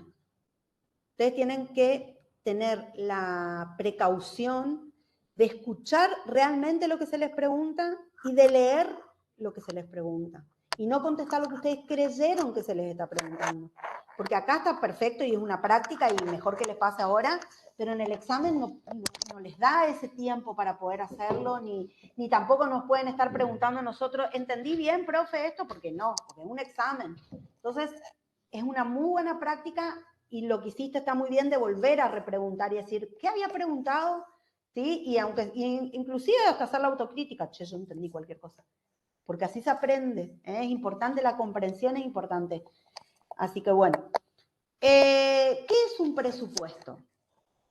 Ustedes saben, y eso se los vengo diciendo desde que empezamos, lo que se hace en una casa se hace a nivel macro, les digo siempre. ¿Qué se hace en una casa cuando sabemos que hay gastos? Decimos, che, mira, lo que yo cobro del sueldo es esto, lo que cobra mi pareja es esto, entonces, esto es lo que tenemos para gastar, perfecto. ¿Qué gastos Organiza. tenemos? ¿No es cierto? Nos organizamos, empezamos a decir, es más, hacemos hasta como cuadritos, ¿sí? Esa famosa doble entrada que hacemos. Esto puede ir para esto puede ir para esto, ¿sí? Lo mismo tiene que hacer el Estado. Lo que pasa que, imagínense, el nivel macro que tiene un Estado, donde necesita recabar información de cada una de las áreas de la administración, donde cada área, cada ministerio va a decir, bueno, el de Obras Públicas va a contar qué necesita, el de Salud va a contar qué necesita, el de Educación va a contar qué necesita, el de Desarrollo, y así sucesivamente. El Ministerio del Interior va a decir, todos estos gastos tenemos que cubrir y todas estas inversiones tenemos que hacer. Bueno, ¿cómo cubrimos estos gastos y hacemos frente a estas inversiones? Se hace un proyecto, se elabora un proyecto, ¿sí? Mediante la recepción de presupuestos parciales que elabora cada área, cada ministerio elabora un presupuesto parcial. ¿Por qué parcial? Porque no va a ser el presupuesto final.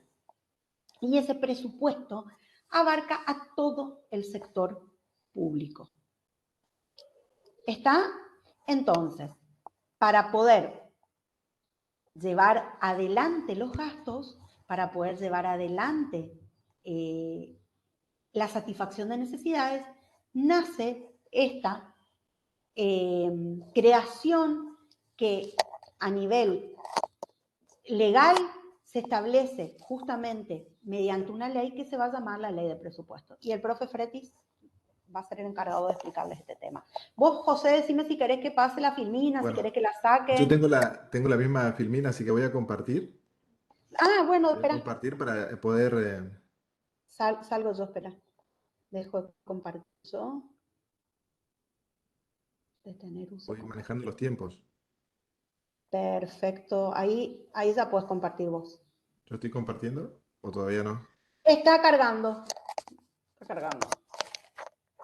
Yo me silencio. ¿Se ve ahora? Sí, profe. Bueno, que estamos en los principios constitucionales de la tributación. Ahí está la filmina. ¿Sí? Bueno, es lo que le aclaraba la legalidad y la finalidad como mecanismo en estos principios constitucionales son garantías al derecho de propiedad, ¿eh? Son garantías al derecho de propiedad. Más allá de que ustedes no lo puedan visualizar de manera tan nítida, es una garantía al patrimonio de los ciudadanos. Bueno. Vamos a avanzar entonces con el presupuesto. Ven completo el Power, ¿no? Sí, Como profe. la profesora señalaba entonces, es necesario tener de manera ordenada, no improvisada, más fundamentalmente en un Estado, tener en claro cómo vamos a abordar, con qué recursos vamos a cubrir o cumplir con los gastos que tenemos para todo un periodo determinado de tiempo en un Estado. Entonces es necesario elaborar un presupuesto que, como la misma palabra lo indica, es visualizar o planificar hacia el futuro, por supuesto, los gastos que vamos a tener, ordinarios y extraordinarios, y los recursos ordinarios y extraordinarios, que los recursos ya lo vimos cuando hablamos del Tesoro Nacional, con los cuales va a tener el Estado para afrontar entonces toda la administración en un periodo de tiempo. Como la profesora lo señalaba, abarca todo el sector público, porque si bien se hacen informes de manera parcial, después cuando se hace el presupuesto del Estado es general. Acá en el último puntito señala que la elaboración tiene en cuenta los presupuestos parciales que formulan los distintos organismos del sector público, incluyendo todas las transacciones y transferencias intersectoriales. Cuando habla de distintos o de informes o de presupuestos parciales, ¿a qué está haciendo referencia? ¿O a qué se está haciendo referencia? Dijimos que finalmente se tiene que hacer un solo presupuesto, pero esa información, ¿cómo la va a recaudar, digamos, como administrador general del país, el presidente, el jefe de gabinete? ¿Cómo lo va a hacer? Con el presupuesto que Por medio de presenta la- cada ministerio, por las provincias. ¿Cómo? el presupuesto que presenta cada ministerio y provincia, lo presenta la nación y hace un presupuesto general. Claro, exactamente. Cada ministerio va generando sus propios, los gastos y las expectativas de gastos que tiene, los ordinarios y extraordinarios que tiene para el periodo futuro, los recursos con los cuales cuenta y eleva. Entonces son informes y presupuestos parciales o micro, que después los reúne el presidente, el jefe de gabinete y elabora entonces un presupuesto general. Y acá entonces tenemos normativa constitucional que yo siempre les voy a pedir que ustedes lo tengan en PDF o lo tengan impreso y trabajen con los artículos de la Constitución porque son una ayuda a memoria y en definitiva después sirven para hacer repasos generales, las normativas.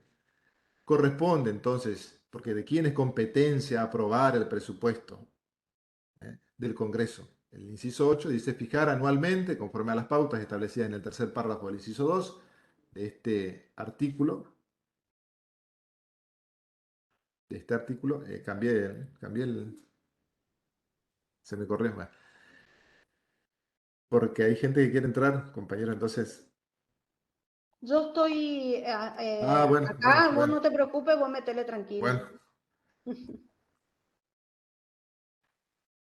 El presupuesto general de gastos y cálculo de recursos de la Administración Nacional en base al Programa General de Gobierno y al Plan de Inversiones Públicas y aprobar o desechar las cuentas de inversión. La competencia del Congreso es la que yo le señalaba en el artículo 75, pero hay otra competencia específica que tiene el jefe de gabinete de ministros. ¿Quién es nuestro jefe de gabinete? ¿Quién es Mansur, nuestro ¿no? jefe de gabinete? ¿Mansur, no? ¿Cómo? Juan Mansur. ¿Mansur? Bueno, exacto. Al jefe de gabinete de ministros con responsabilidad política ante el Congreso de la Nación le corresponde, fíjense lo que dice el inciso número 6, enviar al Congreso los proyectos de ley de Ministerio de Presupuesto Nacional previo tratamiento de acuerdo de gabinetes y aprobación del Poder Ejecutivo. Lo tiene que presentar el 1 de septiembre. Entonces, fíjense que la elaboración entonces del presupuesto, la confección del presupuesto, de esta propuesta entonces, ¿a cargo de quién está? El jefe de gabinete. Del Ejecutivo. Del Ejecutivo, del jefe de gabinete, que previamente dice que tuvo que haber hecho un tratamiento con todos esos informes parciales y esos presupuestos parciales de cada una de las carteras, de cada uno de los sectores de la administración, elabora entonces el presupuesto general, por supuesto, aprobado por el presidente de la Nación, y lo presenta ¿dónde? En el Congreso. Congreso. En el Congreso. Profe, Estoy cambiando mal, parece la... profe, Sí. usted mencionó ahí que se debe presentar el 1 de septiembre. ¿Qué pasa si no sucede eso? Yo creo que pasó hace unos Lo años. vamos a ver, lo vamos a ver. Sí, sí, puede ocurrir, es factible, ha ocurrido y puede ocurrir. Bueno. El presupuesto. La actividad financiera que desarrolla el Estado se sintetiza en actos destinados a la recaudación de recursos, actividades destinadas a la realización de actos, o sea, qué acciones nosotros o como Estado tenemos planificado para generar determinados recursos y cumplir con determinados gastos. Todo esto está dentro de la ley de presupuesto, o sea, los recursos, los gastos y las acciones, o sea, las medidas y las políticas que va a adoptar el Estado para generar los recursos que logren sostener o cubrir o cumplir con los gastos que se tengan. La actividad que desarrolla el Estado requiere de una organización, planificación y también control. Eso se hace específicamente mediante un acto de carácter unitario, su construcción en un presupuesto anual. Bueno, acá le citamos el artículo 99 como competencias del Poder Ejecutivo para la elaboración, la planificación y el control del presupuesto. Acá le señalamos también el marco jurídico en el artículo 75, inciso número 3, 8, 9, 99, inciso 1, 10, el artículo 100, inciso 7, 6. Insisto, todo eso le va a ayudar a ustedes para que puedan repasar a la hora de determinar o de analizar las competencias que tiene el Congreso, que tiene el jefe de gabinete, que tiene el presidente de la Nación. Ahora, ¿cuál es la naturaleza jurídica? Nosotros le decimos, capaz que ustedes ya lo tienen trabajado, al concepto, a la idea de naturaleza jurídica en lo que fue instituciones del derecho privado.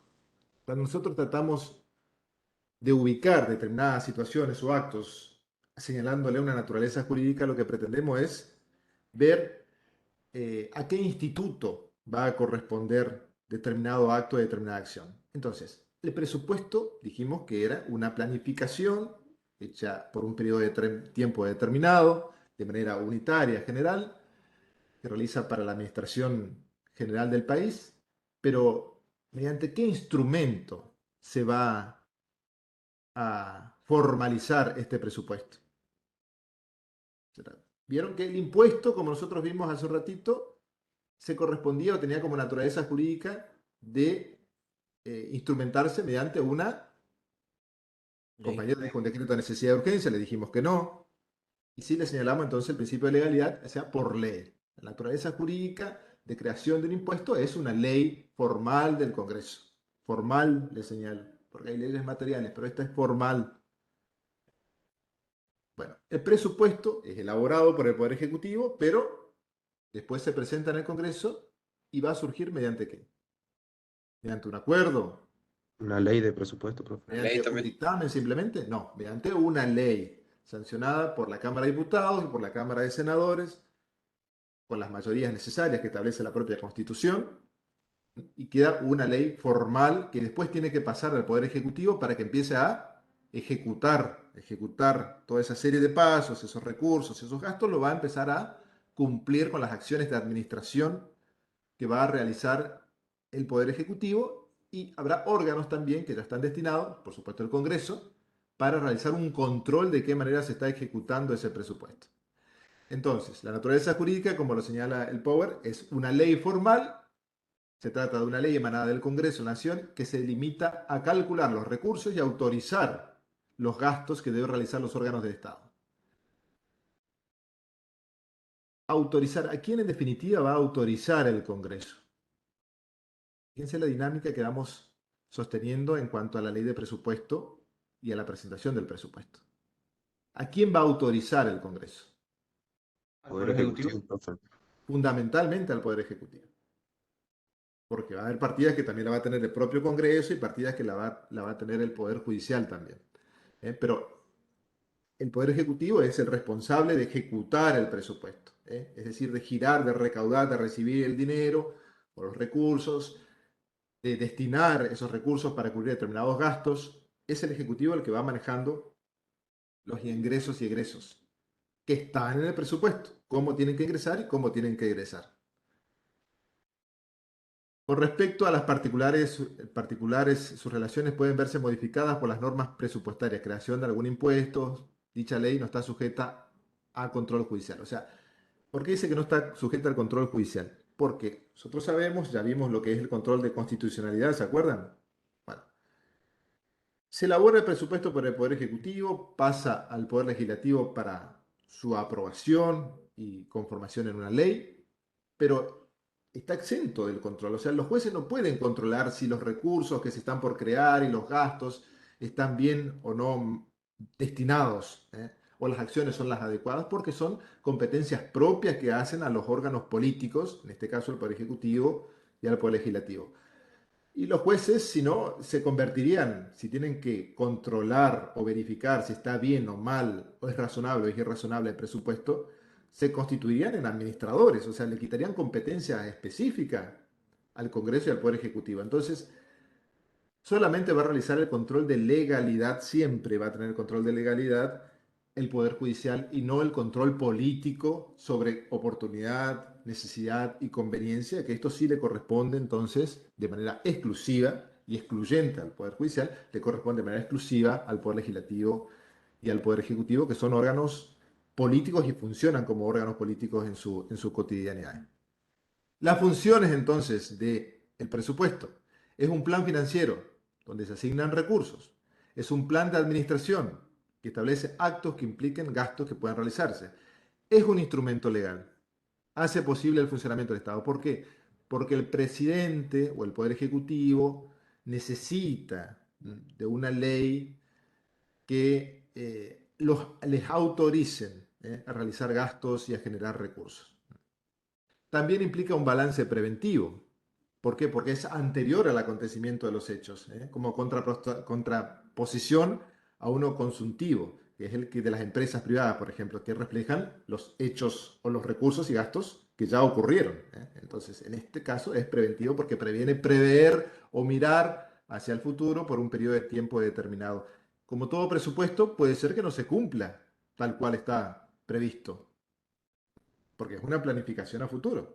Fíjense, podemos planificar y nos llegó la pandemia o tenemos alguna crisis económica, por ejemplo, la guerra rusa y Ucrania, que puede tener repercusión. Y bueno, eso nosotros no lo pudimos prever en el presupuesto como un elemento que va a variar entonces nuestros recursos y gastos. Las crisis energéticas y demás que puedan repercutir como consecuencia de esto. Bueno, no lo tenemos previsto, pero bueno, lo que sí pudimos prever está señalado entonces en este instrumento que tiene un balance preventivo, como le señala el punto número 4. Como funciones modernas del presupuesto, es un instrumento de política económica porque lógicamente tiene que ver con una política general del Estado de cómo va a administrar los recursos y gastos y qué expectativas tiene. Por ejemplo, invertir en energía, invertir en educación, invertir en salud pública, invertir, disculpen, en investigación, en tecnología. Bueno, esas políticas o títulos que le estoy señalando también se tendría que ver reflejado entonces en el presupuesto, asignar mayores recursos a salud, asignar mayores recursos a educación e investigación, por ejemplo. Y es un instrumento de planeamiento porque lógicamente permite entonces al Estado poder tener organizar y objetivos que puedan ser cumplidos en ese periodo.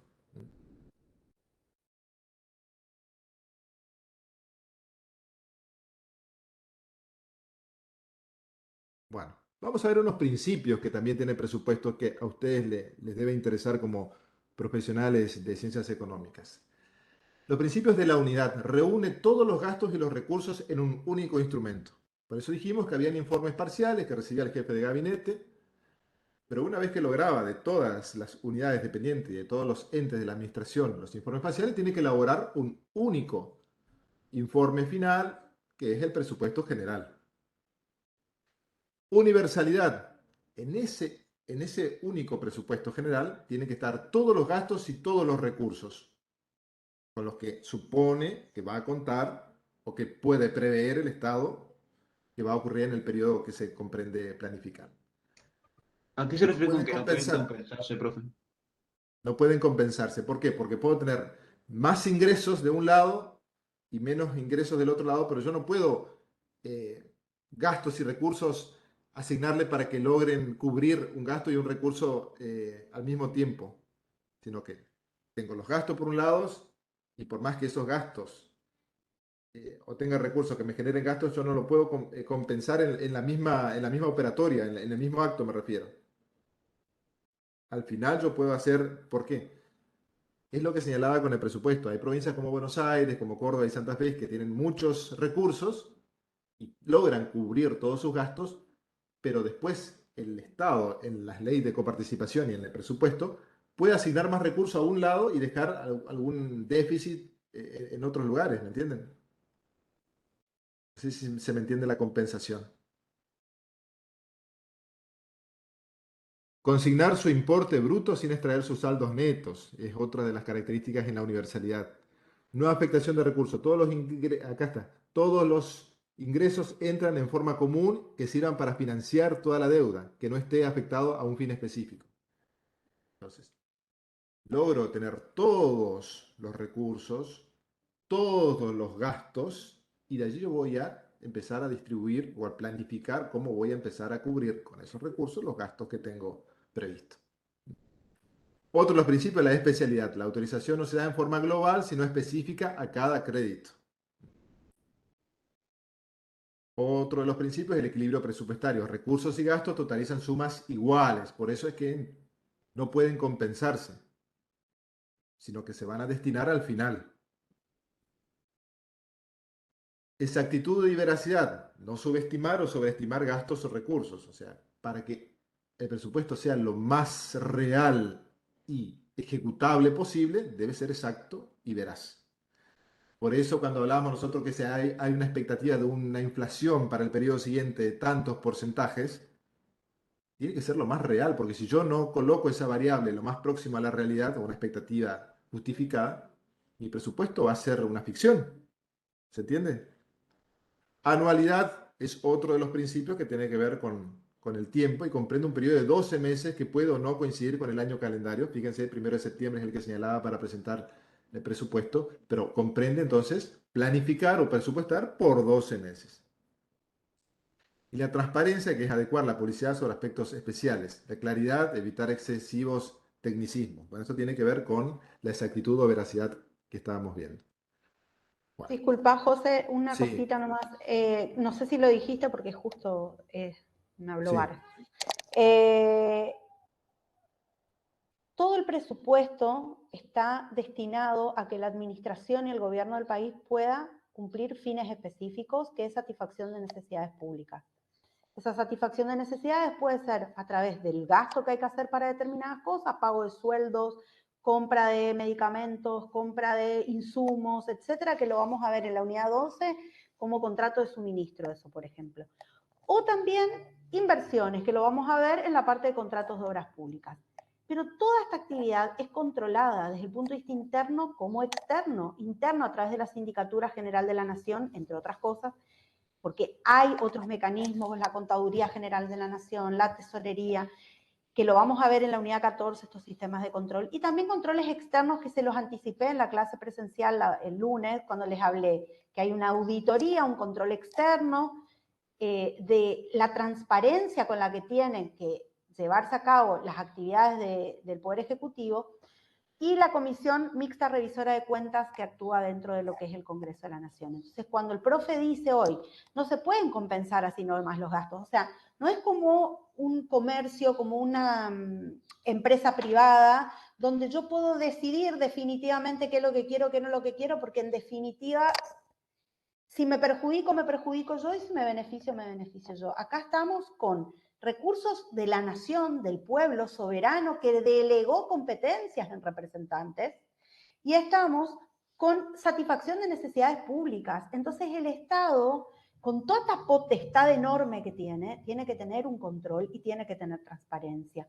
Por eso no puede el Estado hacer compensaciones, consignaciones, así como cualquiera hace, ay, che, gasté más acá, gasté menos acá, bueno, saco, pongo. No puede hacer eso el Estado, ¿sí? Creo que el profe terminó. No sé si terminamos todas las filminas. Compensarse, por ejemplo, aerolíneas o YPF genera determinados recursos y genera determinados gastos, lo que señala es que no se pueden compensar los recursos y los gastos de esa misma entidad, sino que los gastos tienen que ir al presupuesto general y los recursos también, y de allí va a ser una redistribución para cubrir el Estado, digamos, el Poder Ejecutivo y el Congreso van a hacer una redistribución de los recursos. El Bueno, compañero señalaba qué pasaba si no se aprobaba el presupuesto. Porque esto entonces tenemos una planificación de recursos y gastos, de inversiones, por 12 meses, dice acá. Por 12 meses se planifica. ¿Qué pasa entonces si yo no tengo el presupuesto aprobado por el Congreso? ¿Cómo sigue funcionando el Estado? ¿Cómo sigue administrando el Poder Ejecutivo si no tiene esta autorización del Congreso? José, ¿te parece que les tomo la asistencia y mientras tanto Sí, piensan perfecto. y vamos a ver quién Perfecto. contesta la pregunta? ¿Qué pasa con el presupuesto si no es Tiene que presentar aprobado? un nuevo presupuesto, ¿no? El Poder Ejecutivo. No, esperen, vamos a tomar asistencia y después vamos a ver quién contesta. José, ¿vos me querés dejar de compartir pantalla? Así yo les comparto el quiz a los chicos.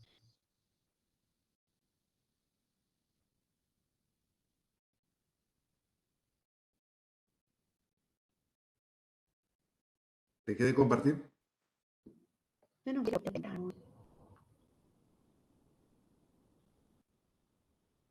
No estoy compartiendo más, bueno, ¿no? sí, o sea, no. Una cosa que tienen que saber es qué pasa con el presupuesto que ahora nos van a contestar. Esa es una pregunta. La otra pregunta que quiero que sepan, que seguramente que los que vieron la filmina ya la van a saber, es quién es Cámara de Origen para tratar el proyecto de presupuesto. Bueno, vamos a hacer como la clase anterior. Primero ponen presentes los de... ¿Sabes qué, José?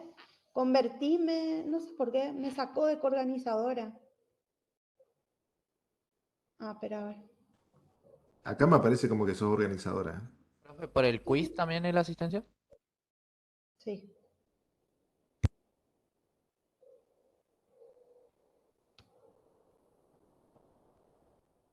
No se puede compartir el contenido a menos que seas organizador, dice. Voy a dejar de grabar porque esto ya es innecesario.